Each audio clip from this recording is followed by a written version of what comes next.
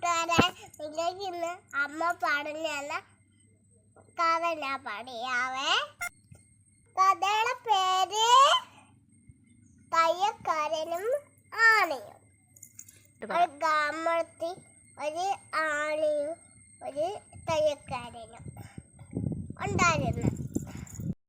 ആന കുളിക്കാൻ പോകുമ്പോ അതോരിയായിരുന്നു പോകുന്നത്. അപ്പൊ എന്നും വരുമ്പോ പഴം കൊടുക്കുന്നെ.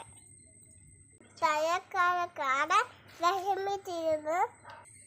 അപ്പൊ ആനൊന്ന് തുമ്പിക്കായ ഞങ്ങള് നീട്ടി വെച്ചപ്പം കുത്തുകൊടുത്ത് സൂര്യൻ കൊണ്ട് കുത്തുകൊടുത്ത ആന കണ്ണുണ്ടെങ്കിൽ വെള്ളം കുളിക്കാൻ പോയി. കുളിച്ചിട്ട് വന്നപ്പോ ആന തുമ്പിക്കായ വെള്ളം നടച്ചു കൊണ്ടുവന്ന് അവള് സീച്ചു കൊടുത്ത്. അപ്പൊ തയ്യക്കാരൻ ഇറങ്ങി വന്ന് തൂത്ത് കൊടുത്ത്. അപ്പ തയ്യക്കാരന് മനസ്സിലായി. അപ്പൊ സോടി ഉടഞ്ഞ അതിൻ്റെ കൂടെ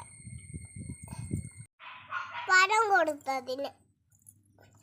അത് തുമ്പിക്കായി പഴം കൊടുത്തിട്ട് ഇങ്ങനെ വായത്തോട്ട് വെച്ചു.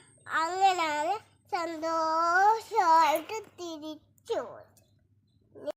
എല്ലാവർക്കും കഥ ഇഷ്ടപ്പെട്ടോ? ചുമ്മാ